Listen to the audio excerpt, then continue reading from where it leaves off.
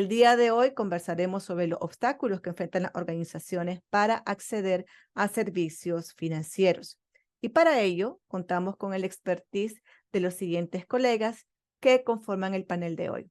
De México nos acompañan Margarita Sánchez, quien se desempeña como gerente de alianzas en la Fundación Appleseed y que junto a Pablo Rueda y Sara Hardy del despacho de Rich Mueller nos van a compartir las iniciativas que se desarrollan sobre este tema en México.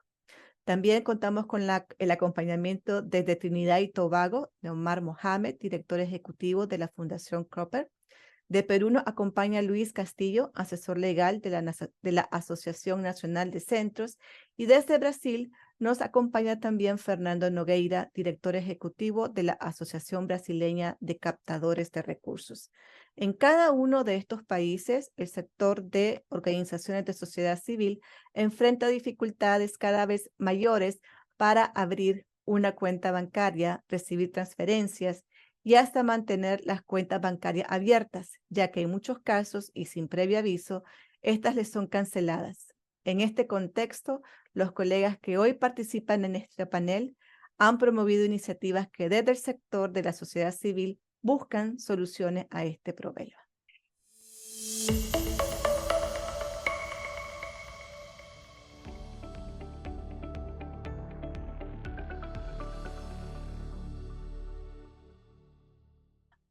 Pues listo. Muy buenos días a todos. Mi nombre es Margarita Sánchez, soy colaboradora de Appleseed México y agradecemos el que estén aquí el día de hoy para nuestra presentación. Agradecemos también a Claudia Guadamuz de ICNL y a Pablo González por toda la gestión respecto a este foro. También a nuestros aliados, la firma Rich Mueller, por el trabajo tan profesional y su involucramiento en este proyecto de inclusión financiera para las organizaciones de sociedad civil en México, que les vamos a presentar. Un poquito de Appleseed. Uno de nuestros pilares principales es poder trabajar y llevar a cabo proyectos que busquen un cambio relevante en nuestra sociedad desde el ámbito legal. En esta ocasión fue que coordinamos esta investigación que, como ven, la llevamos a cabo Fundación Appleseed México, Rich Mueller y algunos expertos del International Center for Non-for-Profit Law y UNIDOSC. Nuestro objetivo es poder identificar cuáles son la situación actual en la cual los servicios financieros y bancarios para las organizaciones de sociedad civil en México se encuentran y por lo tanto lanzamos una encuesta que es el flyer que ustedes ven ahí al lado, más la elaboración de un protocolo que nuestros aliados de Rich Mueller les estarán explicando. Principalmente es identificar estos desafíos para poder acceder a estos servicios que las organizaciones están percibiendo conforme se acercan a estas instituciones bancarias, cuál es la información que les están solicitando y de qué forma puede tener esto un obstáculo para poder acceder a alguna cuenta o servicio financiero. Sara o Pablo, si quieren explicar un poquito respecto al protocolo. Muchas gracias, Margarita. Buenos días a todos y todas. Muchas gracias por estar aquí.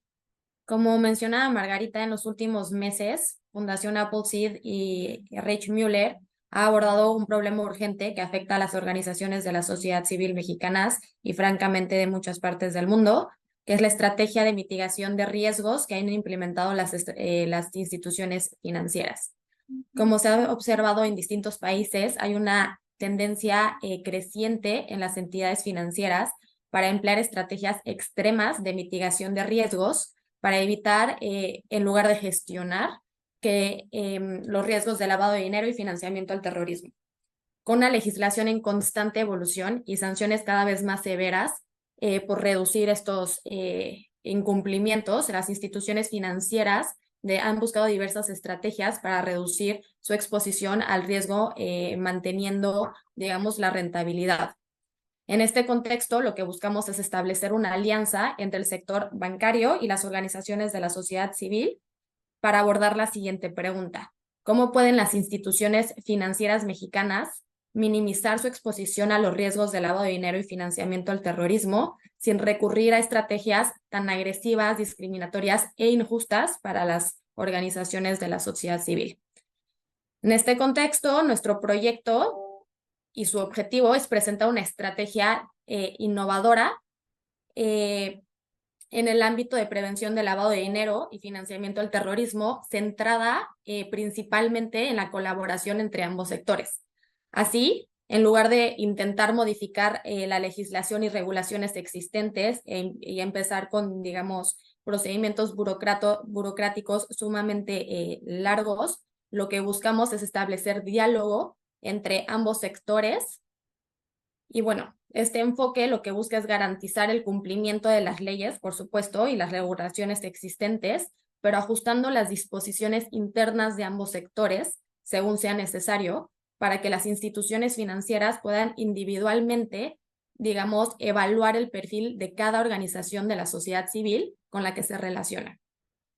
¿Esto qué implica? Implica desarrollar mecanismos específicos que las instituciones financieras puedan implementar para mitigar riesgos y al mismo tiempo proporcionar herramientas y recursos a las organizaciones de la sociedad civil para mejorar sus capacidades de gestión de riesgos y contribuir a la prevención de actividades ilícitas. Ahora, reconociendo todos estos desafíos, hemos, digamos, desarrollado un memorándum tanto para organizaciones de la sociedad civil como instituciones financieras.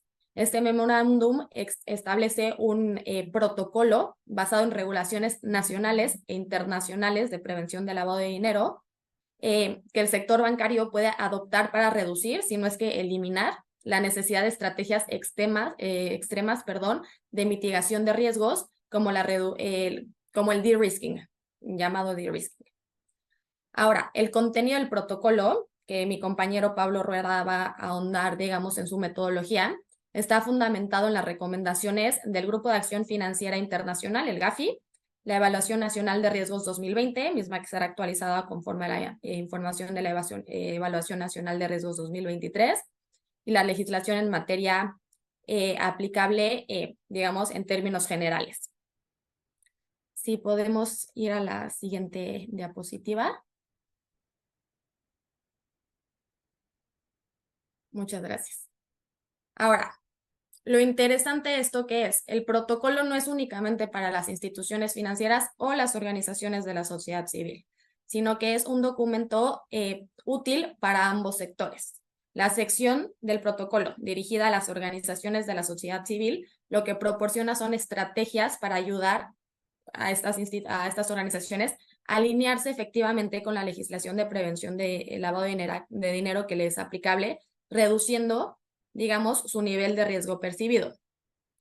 Ahora, para las instituciones financieras, el protocolo ofrece estrategias y herramientas para evaluar con precisión el riesgo que una organización de la sociedad civil representa para el banco. Este enfoque, que es una doble vía para ambos sectores, incentiva que ambos sectores cumplan con sus obligaciones legales, buscando un terreno medio y mutuamente beneficioso. Además, y esto, digamos, lo digo como tema aparte, pero relacionado, en la medida que las organizaciones civiles son cada vez más excluidas de acceder a los servicios financieros, las instituciones financieras enfrentan también daños reputacionales y se desvían de sus objetivos ESG, ambientales, sociales y gobernanza. En una era en la que los clientes estamos cada vez más preocupados por el impacto social de las decisiones de las empresas e instituciones financieras, los bancos deben asumir la responsabilidad de que las consecuencias sociales de sus decisiones van a ser evaluadas por sus clientes y por sus inversores.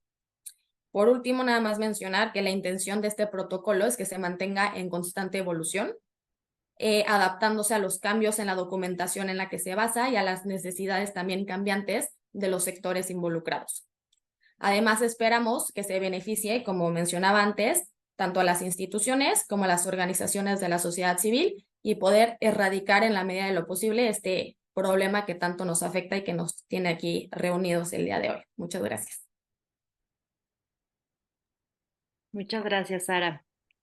Pues bueno, como ven, estamos trabajando en diversos flancos y era importante, ¿no?, tener estos datos duros, por lo cual la encuesta se lanzó, como les mencionamos, en agosto pasado, y hasta el momento hemos tenido 254 respuestas, siendo, por ejemplo, esta una de las primeras preguntas, si las organizaciones contaban con una cuenta bancaria, no precisamente de manera formal en este momento o más bien en el pasado, sino que es con base a la experiencia que han tenido a lo largo de los años de la organización y algunos otros resultados que hemos mantenido o recapitulamos de esto fue el tipo de servicio o cuenta que más han tenido es la cuenta de cheques, también seguido de una tarjeta empresarial de débito y de inversiones, y como ven, en menor grado los servicios respecto a una tarjeta de crédito u otros servicios financieros. Les preguntamos también cuánto tiempo llevaban con esa cuenta y pues como ven, la moda es 10 años principalmente, pero podemos ver que el rango se encuentra entre 5 y 20 años. También ahí tenemos algunos supuestos e hipótesis. Debemos de abarcar esta encuesta para tener una mayor representatividad de las organizaciones a nivel nacional. También cuando les preguntamos si habían recibido alguna explicación clara sobre cuáles eran los requisitos o documentación que requería la institución bancaria para poderles aperturar, principalmente se han identificado que estos 6 rubros o documentos son los que más les solicitan, aunque hay algunas instituciones bancarias que les han pedido documentos adicionales a las mismas organizaciones. Comentarios dentro de la encuesta fue que la mayoría de las instituciones bancarias les cambian los documentos solicitados, no les hace fácil aperturar ningún servicio, les proporcionan información incompleta para el proceso, los mismos ejecutivos no están al tanto de la información que se les requiere e incluso les piden montos mínimos, por ejemplo, de 15,000 pesos de ingreso mensual, que como saben hay organizaciones que no tienen esta facilidad de manera constante de reportar. Otras dificultades fue que al preguntarles si habían enfrentado obstáculos en el proceso de verificación de la identidad de sus apoderados, el 42% contestó que sí, versus un 58%. Tenemos una población dividida respecto a esta situación. Y por otro lado, el 66.7% afirmó no haber tenido dificultades para cumplir con la documentación requerida o los requisitos solicitados para poder abrir su cuenta o servicios financieros. Otras dificultades que también nos compartieron fue la dificultad para activar su banca empresarial, la imposibilidad de obtener tarjetas de crédito, siendo la respuesta que no son usuarios para el banco que puedan abrir este tipo de servicios, los requisitos repetitivos para abrir las mismas y la falta de distinción entre una empresa y una organización con fines no lucrativos principalmente. Adicional, estas son algunas de las fallas que ellos identifican, que no hay servicios especializados en México para las organizaciones de sociedad civil, que hay una lentitud en la resolución de sus solicitudes, sin además darles la información adecuada para poder terminar de solventar esta problemática, y esta falta de asesoría del personal del banco para poder tratarlos de manera adecuada como clientes no lucrativos. Tenemos más resultados, pero creo que lo importante también es seguir revisando este apartado del protocolo. Entonces, Pablo, te doy la palabra. Muchas gracias, Margarita. En esta sección lo que vamos a tratar de hacer es dar un breve recuento de la metodología que utilizamos para hacer el protocolo, una explicación de las etapas que tiene el protocolo para su mejor información y algunas de las recomendaciones, retos y demás información que nos hemos encontrado en el camino. Para la metodología, básicamente lo que hicimos fue comenzar con una descripción del problema que bien nos planteó Margarita y Sara hace un momento. A partir de ese problema, nosotros empezamos a revisar la legislación relevante a nivel internacional, es decir, las recomendaciones del GAFI, y también a nivel nacional para las OSC y para las instituciones de banca múltiple. Seguramente algunos y algunas de ustedes saben que la legislación en materia de prevención de lavado de dinero en México está dividida en dos, digamos, rubros fácilmente identificables, que es las actividades vulnerables, que son aquellas actividades no financieras que representan un riesgo para el lavado de dinero y el financiamiento del terrorismo, y las actividades financieras.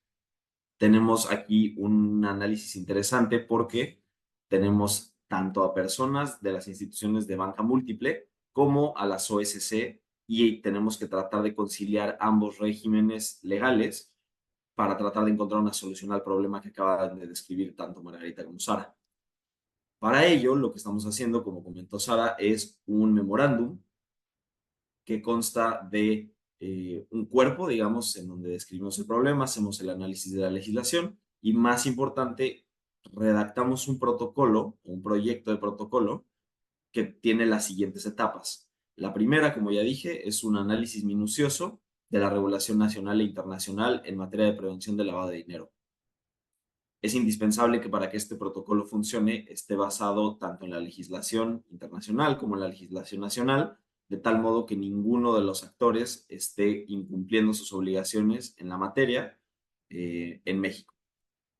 La segunda etapa es la elaboración de un programa de cumplimiento para las OSC, obviamente en materia de prevención del lavado de dinero. El objetivo de esta etapa es orientarlas sobre cuáles son los requisitos mínimos que deben cumplir, qué debe tener un programa de cumplimiento, que entre otras cosas puede ser un manual de cumplimiento, formatos de identificación y estandarización de sistemas y procedimientos internos para recabar información, entregar avisos periódicos, designar responsables y demás obligaciones que tienen en materia PLD.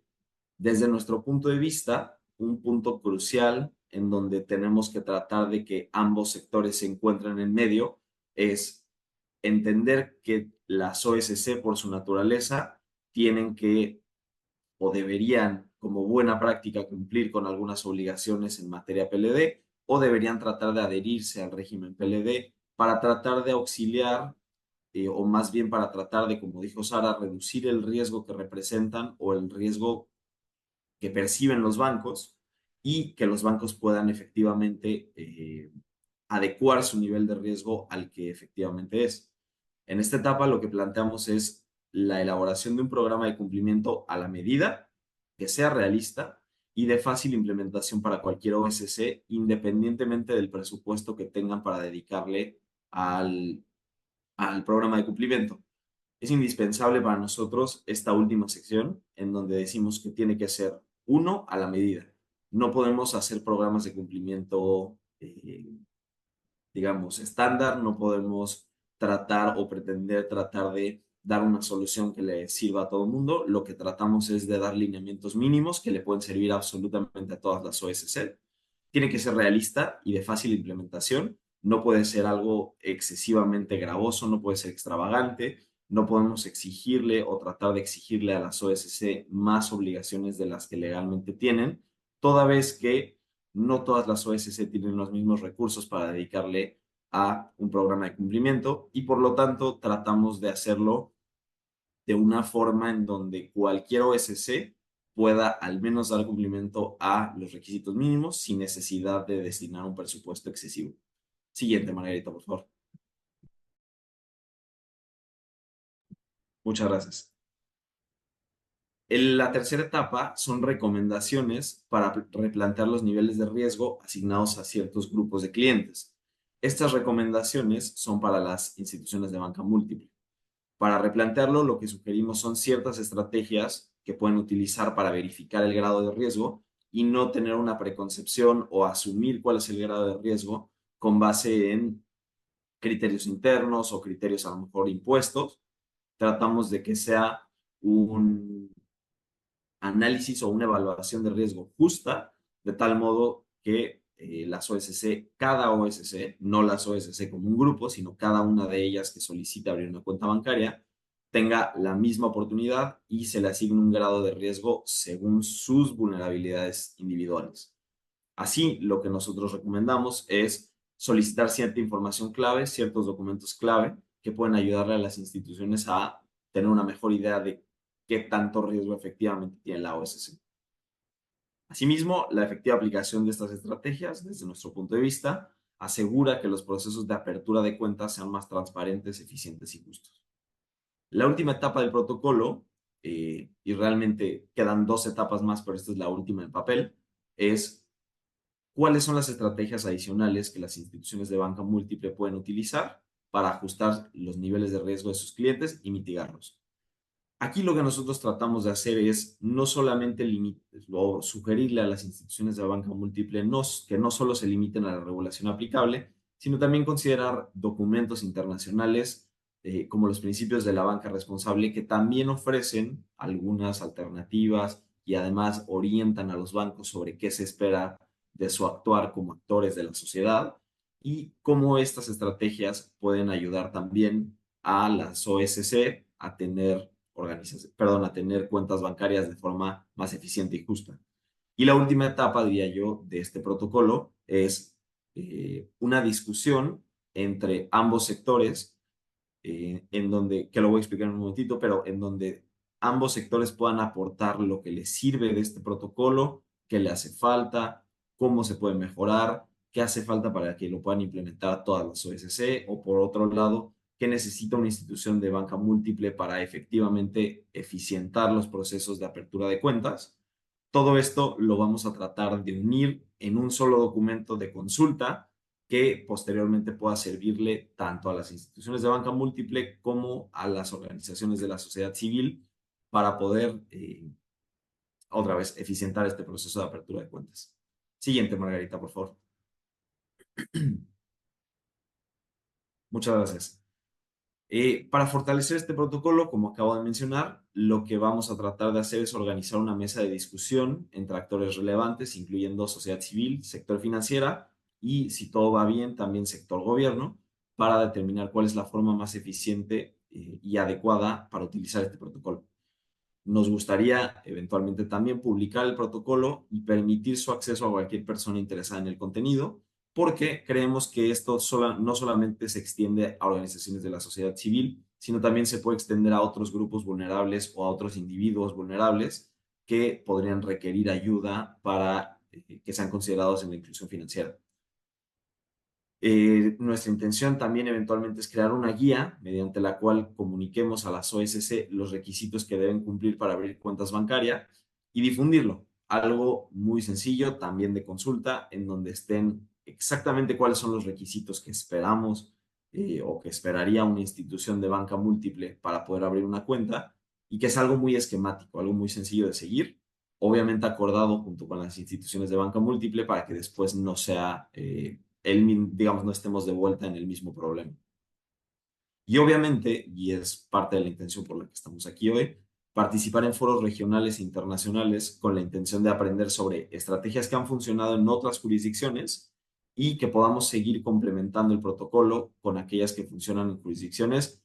Pusimos aquí similares a México, pero también hay jurisdicciones que no son tan similares, que tienen estrategias innovadoras, estrategias que hemos encontrado también conjuntan gobiernos, sector de la sociedad civil y sector financiero, y que han funcionado perfectamente bien para mitigar en la medida de lo posible este gran tema que es el de-risking. Siguiente, Margarita, por favor. Estas son algunas de las conclusiones que pudimos extraer al momento de redactar el protocolo. Por favor, tomen en cuenta, este protocolo sigue estando en desarrollo. Como les comento, será un documento que se estará complementando con el paso del tiempo. Entonces, estas conclusiones, si bien no creo que cambien, podrían hacerlo y podríamos encontrar nuevas conclusiones. La primera es que detectamos que el protocolo es del interés de un gran número de OSC, pero la implementación representa un reto. Comenté hace un momento que no todas las OSC tienen los mismos recursos para dedicarle a un programa de este tipo. Por lo tanto, este protocolo tiene que ser lo más cost effective, lo más eficiente a nivel financiero posible, además de ser de muy fácil implementación en la medida de lo posible. Obviamente requerimos el apoyo de las OSC a nivel interno para que puedan implementarlo, pero tratamos de hacerlo lo más eficiente posible sin necesidad de invertir una enorme cantidad de recursos que a veces no es posible. La segunda conclusión es que las instituciones de banca múltiple también tienen que ajustar sus políticas internas conforme a las directrices de sus casas matrices y grupos corporativos, lo cual dificulta a veces la modificación de sus sistemas de gestión de riesgos. Entendemos que una de las grandes dificultades es que las organizaciones o las instituciones de banca múltiple a nivel nacional no siempre son las dueñas de sus políticas de riesgos. Entonces, esto implica un esfuerzo enorme de parte de tanto la Fundación Appleseed como de parte de Rich Mueller, en donde esas mesas de discusión tienen que darnos luz sobre quién está tomando las decisiones y quiénes son los actores clave, incluso dentro de la institución de banca múltiple, con quienes tenemos que hablar para poder hacer esto una realidad. En tercer lugar, la adecuada recepción del protocolo depende de la discusión con todos los actores involucrados, ya que sin su opinión, el documento se quedaría solamente como un texto de consulta y no apoya o no fomenta realmente la inclusión financiera. Si solamente pudiéramos discutir con las OSC, la verdad es que creemos que tenemos un documento muy bueno de consulta, pero incompleto, porque no alcanza la opinión de la organización, de la sociedad civil, ni siquiera nuestro expertise legal alcanzaría si es que no tenemos la opinión de las instituciones de banca múltiple y la explicación de por qué toman las decisiones que toman. Nos parece fundamental juntar a todos los actores en este foro y tratar de incluir la información más relevante que nos puedan compartir, todo dentro del protocolo. Por último, el protocolo y obviamente las OSC se benefician de intercambios con personas de otras jurisdicciones y sectores que han utilizado estrategias alternativas para resolver este mismo problema. También es importantísimo, y aquí aprovecho para hacerle un agradecimiento a Claudia y a ICNL, es indispensable tener foros internacionales, regionales, nacionales, en donde discutamos qué estrategias han utilizado algunos grupos, algunas personas. Es indispensable que sigamos enriqueciendo esta conversación de tal modo que no nos encontremos con un documento también que solamente funciona en un nivel. Queremos tener un protocolo robusto, eficiente, cost effective, amplio, pero que también considere todo el camino que han recorrido organizaciones como la ICNL y otras a nivel internacional y a nivel nacional en muchas jurisdicciones distintas, aprovechar todo ese camino recorrido y tratar de seguir picando piedra juntos, pero con un mismo objetivo en la mira.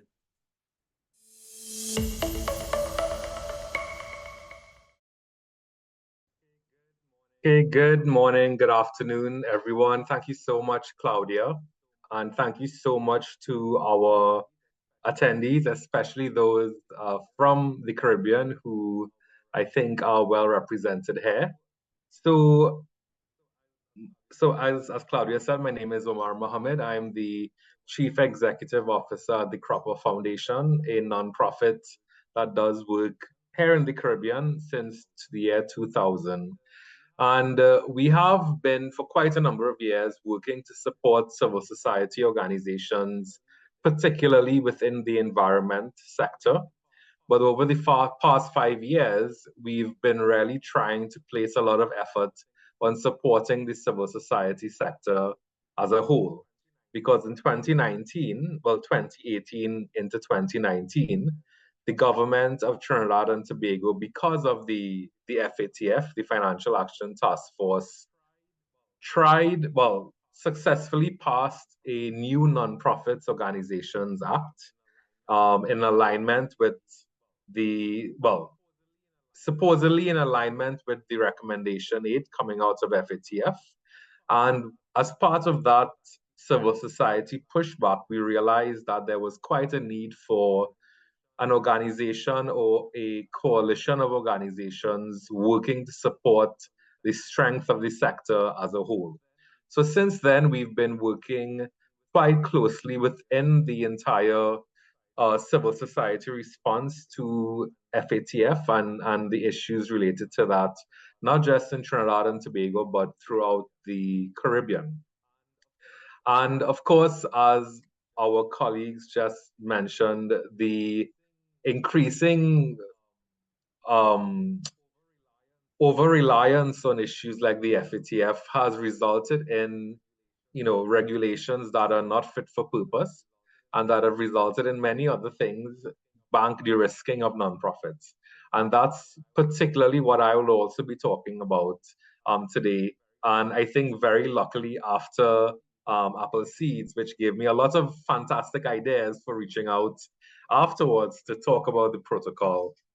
But what we've found is that the bank de-risking issue really has come about because of a just widespread confusion, not just among civil society organizations, but also the financial institutions in relation to where the civil society sector falls in relation to the overall risk category under FATF.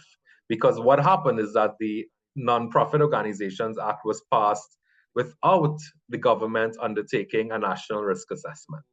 So there was just a law that was passed without any sort of guiding documentation or data that to support, some type of more holistic approach to the sector. So the banks and the financial institutions have taken this, sort of heavy-handed approach to engaging with the nonprofit sector.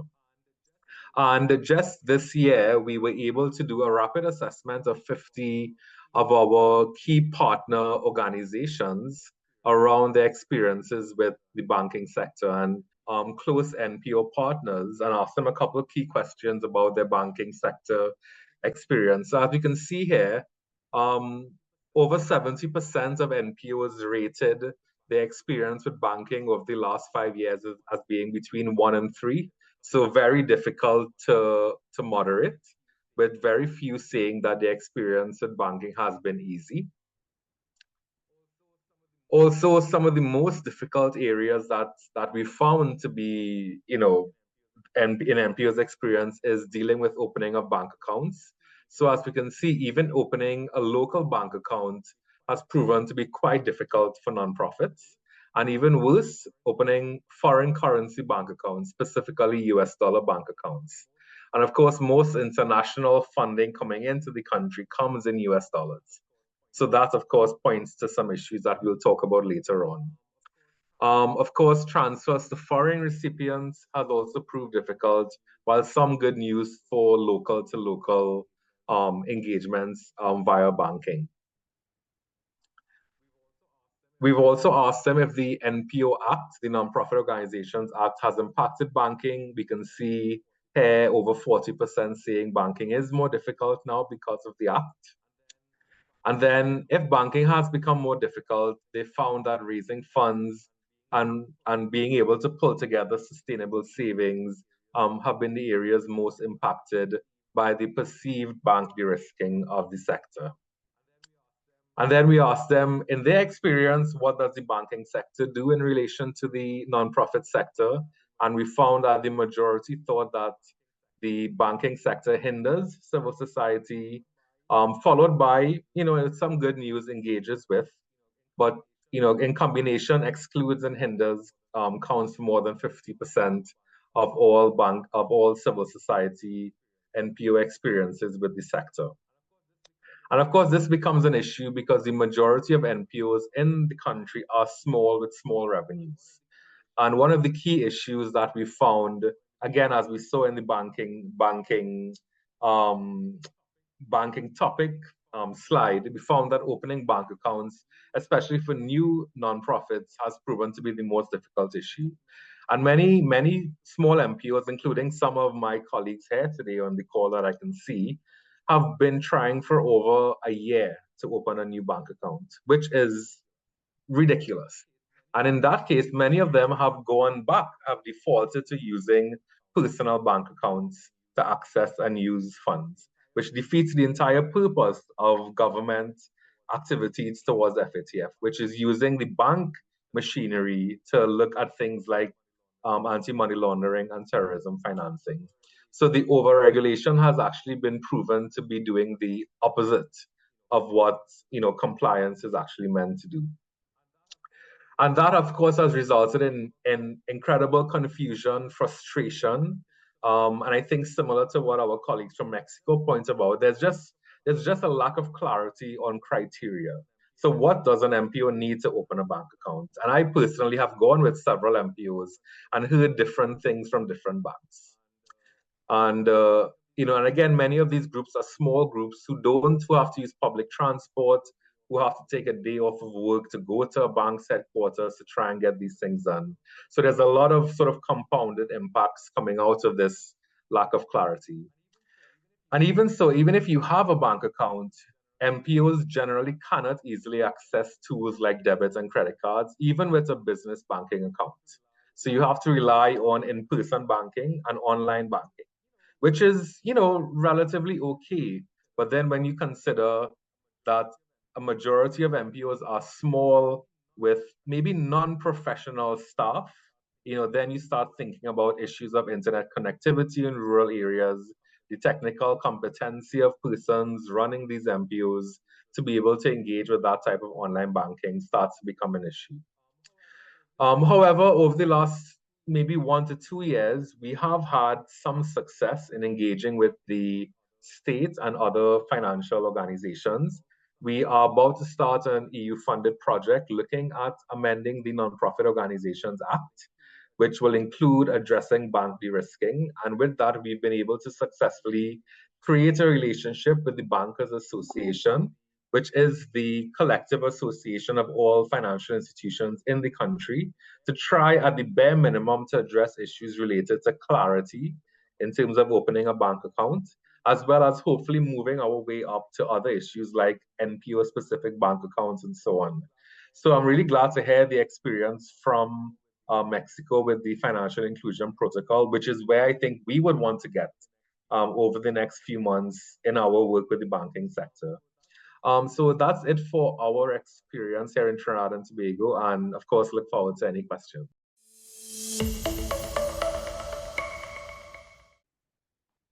Sí, bueno, el tema, la discusión sobre la inclusión financiera para el sector no lucrativo en Perú también surge a raíz de la implementación, ¿no?, de las regulaciones para la prevención del lavado de activos, ¿no?, y del financiamiento del terrorismo. En Perú hubo una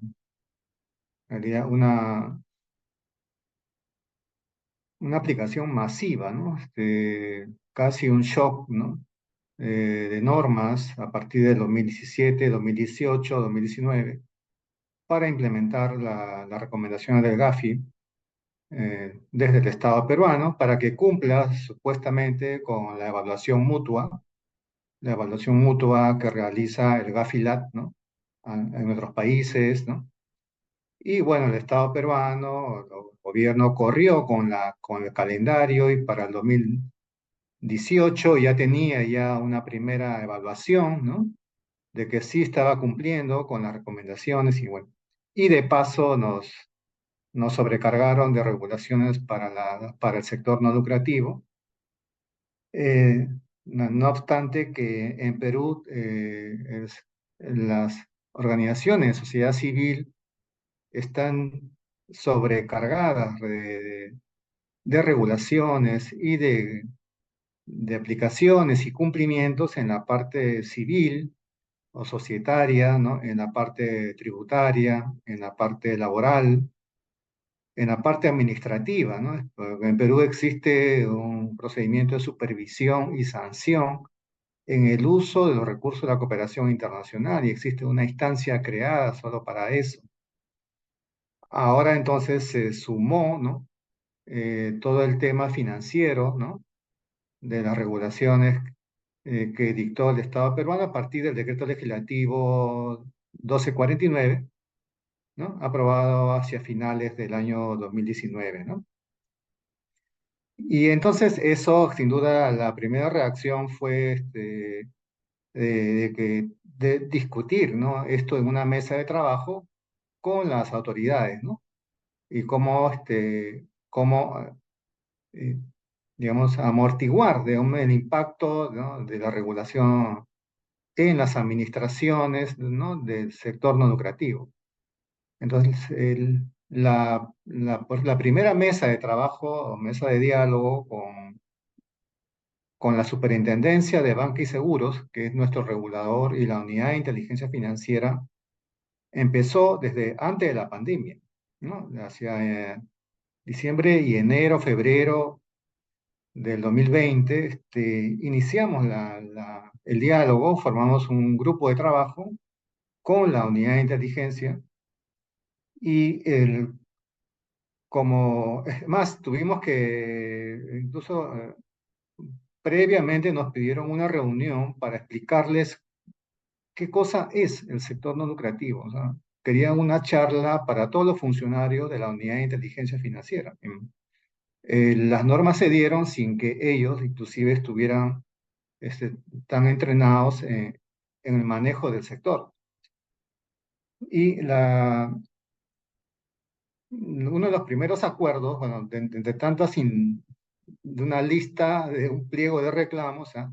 Fue el tema de la inclusión financiera, sin duda, y ya explicaré qué significa eso para nosotros, y también el tema de la evaluación nacional de riesgos, porque en Perú nunca había efectuado una evaluación de este tipo, entre otros temas, ¿no? Entonces, uno de los primeros resultados de esa mesa de trabajo fue que al año siguiente la Unidad de Inteligencia Financiera realizó la primera evaluación nacional de riesgos al sector no lucrativo, ¿no? Y además también el regulador eh, procedió a modificar una de sus resoluciones que afectaban al sector no lucrativo que otorga préstamos o créditos de microfinanzas, ¿no? Digamos, fueron dos conquistas todavía, bueno, una más grande, otra más pequeña, pero el de mayor impacto fue sin duda el tema de la realización de la Evaluación Nacional de Riesgo, ¿no? Y en el tema de inclusión financiera, desde esa mesa, desde esas primeras reuniones, el, el regulador se opuso tajantemente a establecer o dictar un protocolo, ¿no? Que mejorase, ¿no? el marco habilitante, ¿no? El tratamiento que nos daban a nuestro sector, ¿no? En la banca privada sobre todo, ¿no? El- y el resultado fue en realidad fue desastroso. O sea, la discusión llevaron a que si ustedes quieren discutir con los bancos o cambiar las prácticas de los bancos, entonces hablen con ellos, ¿no? O sea, hablen con cada banco o si no, hablen con la asociación de bancos. Entonces, mencionamos que, bueno, ante esa negativa nosotros vamos a presentar entonces la norma correspondiente, el proyecto de norma al gobierno y al Congreso para que lo aprueben, ya que si ustedes se resisten a hacerlo, lo haremos por la vía de las entidades públicas, ¿no? Competentes. Entonces ahí no hubo ningún avance, sí, repito, sí se avanzó en el tema de la Evaluación Nacional de Riesgos, que al año siguiente se hizo, y repito, como resultado de la mesa de diálogo, se hizo la evaluación con el apoyo de la cooperación internacional de GIZ y también del grupo consultor Human Security Collective, eh, que entregaron este informe final y en el cual se concluyó que en Perú el, el nivel de exposición o de utilización del sector no lucrativo para financiar actividades terroristas es bajo. O sea, el nivel, el más bajo, el mínimo que pudieran encontrar. O sea, no había riesgo, por tanto, a que nuestras organizaciones sean utilizadas para financiar actividades terroristas. Y en segundo lugar, que en cuanto al nivel de exposición para uso de lavado de activos, el nivel era moderado. Moderado y sin duda, sobre todo por el énfasis que más en el ámbito de los partidos políticos, que son asociaciones civiles, sin duda sin fines de lucro, en donde hay personas políticamente expuestas y ha habido casos en Perú como en otros países que a veces usan sus propias asociaciones políticas, ¿no? Para ingresar dineros no lícitos, ¿no? Y también asociaciones que se emplean en la minería informal. Pero en cuanto al resto de asociaciones en el Perú, sobre todo las asociaciones de desarrollo, o sea, no tenían mayor relevancia para el tema del lavado de activos. Entonces, luego de ello, sin duda, entonces pasamos a nosotros a intentar directamente con el gobierno, con el Poder Ejecutivo, ¿no? De modificar la regulación o los protocolos en el tema de inclusión financiera, ¿no? Y el proyecto de decretos legislativos fue visto por parte de la Presidencia y Consejo de Ministros, fue visto por el Ministerio de Economía y Finanzas, hicimos el sustento de ella por parte de la ANC, ¿no? Que es la única organización que agrupa a las ONGs peruanas, ¿no? De todas las regiones, y no logramos mayor resultado en la modificación ¿no? Más que en la expedición de una normativa que incide en los bancos, ¿no? Entonces la única estrategia viable era entonces la que intentemos directamente con los mismos bancos a buscar un mecanismo de regulación. Entonces, desde el Estado peruano, o sea, desde el Congreso y desde el Poder Ejecutivo, fijar protocolos para favorecer al sector no lucrativo, sin duda era no negociable. Entonces, después de la pandemia, entonces, hemos reiniciado el grupo de trabajo, la mesa de diálogo, con la Superintendencia de Banca y Seguros, ¿no? Y con la Unidad de Inteligencia Financiera, que dicho sea de paso, la Unidad de Inteligencia es una dirección, una unidad dentro de la Superintendencia de Banca y Seguros en Perú. Pero en esta mesa de diálogo se ha integrado ahora el Ministerio de Justicia, ¿no? Ha ido creciendo, se ha integrado la Agencia Peruana de Cooperación Internacional, es decir, el Ministerio de Relaciones Exteriores. O sea, tenemos a dos ministerios en la mesa de diálogo, ¿no? El ente regulador, y aún todavía nos falta la Asociación de Bancos, ¿no? Los bancos han sido requeridos formalmente a integrarse a la mesa por propia invitación de la superintendencia y también por invitación también de nuestros intermediarios, porque para reimpulsar la mesa de diálogo ha tenido que intervenir en Perú GIZ, porque GIZ financia programas de cooperación a favor de la superintendencia. Entonces, de alguna forma son aliados estratégicos con la superintendencia. Y GIZ alemana está haciendo buenos oficios también, y también invitando a la Asociación de Bancos a que se incorporen y se integren a esta mesa de diálogo, al igual que al Banco de la Nación, que es la banca estatal, ¿no? El Banco del Estado peruano, que es como lo tienen otros países, ¿no? Aunque no tenemos tantos problemas en realidad con ese banco. Y hemos reiniciado justamente en el mes de octubre la mesa de trabajo, y hemos ya fijado 3 grandes temas de agenda, que es el tema regulatorio, ¿no? Para hacer las modificaciones que faltan en las normas de prevención, ¿no? del lavado de activos y del financiamiento del terrorismo, que afectan al sector no lucrativo. También hemos incluido el tema de la inclusión financiera, ¿no? Y el tema también de la rendición de cuentas, ¿no? La rendición de cuentas, transparencia y rendición de cuentas, que es un tema sin duda que también se impulsa a partir justamente de las normas de prevención del lavado de activos, ¿no? Por eso es que en la mesa de trabajo está ahora la APSI, o sea, el Ministerio de Relaciones Exteriores, porque es la que más nos supervisa a las ONGs peruanas, ¿no? En el tema del uso debido de los recursos de la cooperación. Por eso, y sin duda, en este momento el referente más importante para la cooperación internacional, el trabajo de supervisión que realiza la APSI en Perú, o sea, respecto al uso de los recursos de la cooperación, ¿no? De alguna forma, basta que la ONG tenga una inscripción en el registro de APSI para que la fuente cooperante de alguna forma, digamos, sientan confianza de operar con esa ONG en Perú, porque sin duda es el Estado peruano, o sea, es la APSI la que nos supervisa y nos exige de alguna forma tener ciertos estándares para, ¿no? Para pasar, digamos, este control de calidad.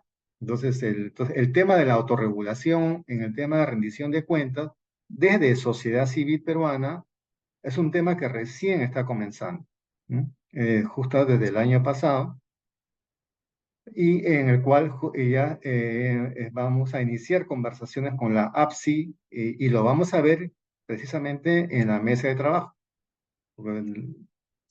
La rendición de cuentas no debe ser monopolizada por el Estado, o sea, por la entidad pública, las entidades estatales, sino tiene que haber una participación de sociedad civil en un mecanismo de rendición, de transparencia, ¿no? En las cuentas, en donde participen también las organizaciones y a través de un mecanismo.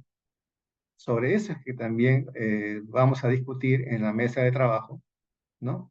Para que no sea eminentemente de sociedad civil, sino también con una forma, el aval también de la entidad estatal, en este caso de la Agencia Peruana de Cooperación Internacional. Pero el punto, sin duda, además de las modificaciones a las normas que están pendientes, o sea, que como ustedes conocen, todos los países estamos afectados por las normas de talla única, y entonces ahí todavía hay mucho que hacer, mucho que hacer. Hay que empezar a modificar la ley de creación, la ley que introdujo a todo el universo de las OSFL como sujetos obligados, ¿no? Por ahí hay que empezar y luego con todas las regulaciones que se han dictado o reglamentaciones posteriormente. Entonces, Gracias. eso es un tema sin duda central, ¿no? El punto de partida de todos los procesos que se han iniciado en Perú, ¿no? Y también vamos a ver, sin duda, el tema, o tratar de ya discutir en la mesa de trabajo acuerdos mínimos, ¿no? Mínimos para mitigar los riesgos, ¿no? Con los mismos bancos, ¿no? Ya que el mismo regulador prácticamente nos encaró hace 2 años diciendo, si quieren un acuerdo con los bancos, entonces reúnanse con ellos. Entonces ahora nos vamos a reunir con ellos, pero en la misma mesa donde también va a estar el regulador, o sea, la unidad de inteligencia financiera. Gracias, Luis. Sí. Entonces, termino con eso. Termino entonces que este diálogo está inspirado sin duda en dar cumplimiento a 2 informes del relator de Naciones Unidas sobre libertad de reunión y de asociación que trata este tema de que que pide que se eleve el trato a las organizaciones no lucrativas al mismo nivel que se dan a las empresas. Y en este caso los bancos son empresas sin duda, y también queremos alinear sin duda este diálogo con el último informe del GAFI, ¿no? En relación a establecer mejores prácticas, ¿no? Para combatir el abuso, ¿no? De las organizaciones no lucrativas y crear un diálogo más estrecho y constructivo con nuestro sector, ¿no? Lo propone el mismo GAFI y en ese espíritu vamos a trabalhar. Eu começo explicando um pouco, né, o que é a ABCR, por que a gente está lidando com esse tema. A ABCR é uma associação que vai cumprir 24 anos na próxima semana, criada para reunir, né, uma associação dos profissionais de captação de recursos, sustentabilidade, mobilização de recursos. Originalmente era bem uma associação profissional mesmo, de melhoria, capacitação, trazer novas, temas, melhoria, código de ética para o setor, mas com o tempo a gente foi expandindo a nossa atuação para pensar um pouco na sustentabilidade das organizações da sociedade civil e atuar em diferentes espaços do ecossistema legal, ambiental, político, cultural, para melhorar a condição de sustentabilidade. A gente vai ter conhecimento disso, temos dialogado com o governo e pelo GAFI também, porque já vínhamos sentindo esse tipo de questão, começamos a nos envolver com esse, pioneiramente, acredito, no Brasil, com esse tema de, né, desafios para acesso a serviços financeiros. Eu queria começar muito rapidamente trazendo um retrato da sociedade civil brasileira, né? Pelos dados mais recentes que a gente tem do governo, temos quase 800 mil organizações da sociedade civil, pelo menos uma em cada um dos mais de 5.500 municípios brasileiros. Temos pelo menos 2 milhões de pessoas ocupadas. Aqui são os funcionários formalmente registrados. Tem outras estimativas que juntam outros tipos de vínculo profissional que dizem que nós temos até 6 milhões de pessoas que trabalham no setor social brasileiro, e esses são dados novos, esse dado do começo desse ano, uma pesquisa muito importante de vários representantes do setor que se organizaram para conseguir ter esses dados, que a gente representa mais de 4% do produto interno bruto. Isso é equivalente ou maior do que muitos setores estabelecidos, o setor de autopeças, de automóveis, parecido com parte do setor agropecuário brasileiro, mas, né, eu acho que, imagino que os outros vão sentir uma experiência semelhante. É muito comum que seja um setor meio invisível. A gente tem feito esse esforço, junto com várias outras organizações aqui, para tentar dar essa relevância do setor, não só para a solução de problemas sociais, para trabalhar junto com o governo na prestação de serviços, para cobrar governo e empresas para melhorias, mas também no seu aspecto econômico. E a gente acha muito importante começar com essa contextualização, porque ainda assim chama atenção o quanto o setor é largamente desassistido pelas instituições financeiras, né? O Brasil tem. E aí nós sentimos, aqui são hipóteses e algumas evidências iniciais dos estudos que fizemos. Isso ocorre tanto por desconhecimento, né? Os bancos, as pessoas que trabalham no sistema financeiro não conhecem ou conhecem muito insuficientemente o setor social, o desinteresse por não ser prioridade, são raras as contas grandes, né, das organizações. Eu falei que são 800 mil organizações, mas 550 mil dessas, 2/3, são organizações muito pequenas, basicamente voluntárias, que mexem pouco dinheiro ao ano. E também preconceito, seja isso de que as ONGs são usadas para roubar dinheiro, para lavar dinheiro. Terrorismo não tende a ser uma preocupação forte no Brasil. Uma mistura dessas várias hipóteses explica talvez o pouco interesse dos bancos, né? O pouco tratamento bom dos bancos, né? O que a gente vê, muito semelhante aos outros países, restrição à abertura de contas, serviços ruins, serviços caros, cobranças erradas de impostos, indevidas, e aqui eu posso até comentar um pouco da própria experiência da ABCR.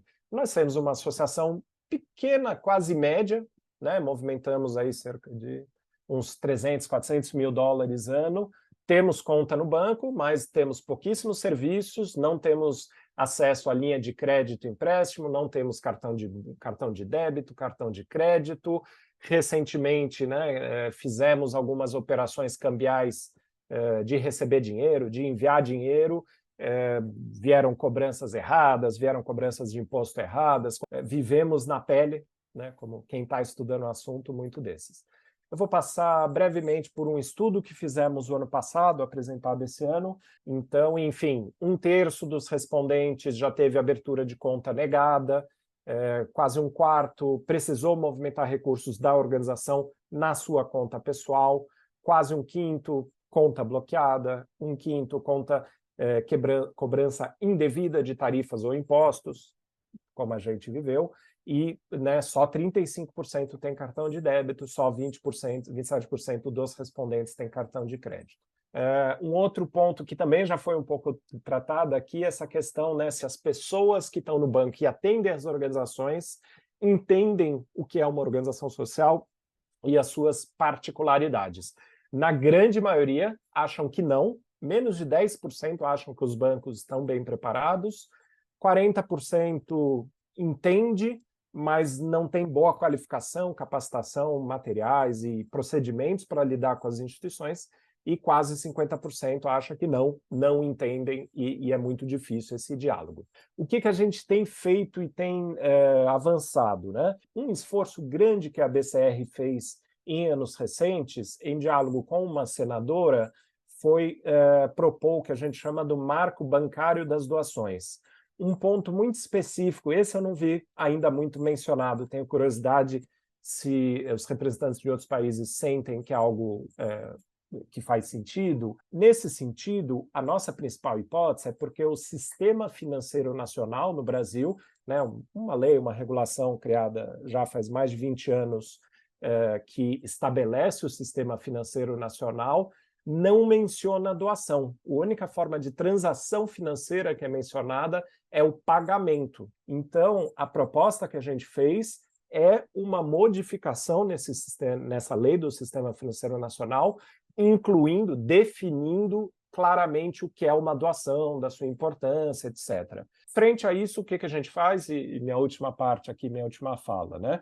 A gente está, nesse momento, estudando, né, a lançar um novo estudo bem mais aprofundado que essa primeira survey, então mais baseado em entrevistas, em benchmark de outros países, portanto, está sendo muito valioso essa reunião, né? Estou coletando muitos dados, né? Em identificar atores-chave, estudar as leis, fazer novos projetos de lei quando necessário, ou sugestão muito técnica, né, de mudanças regulatórias, e também, junto aí, muito semelhante, acho que, né, ao protocolo e outras iniciativas que a gente viu, materiais para capacitação das organizações, de bancos e de reguladores. O que eu posso destacar, talvez, que ainda não tinha surgido tanto, é que, na nossa hipótese, só um material como os protocolos, como guias, talvez seja insuficiente frente a algumas mudanças que a gente quer, sejam de regulação, seja de comportamento dos bancos.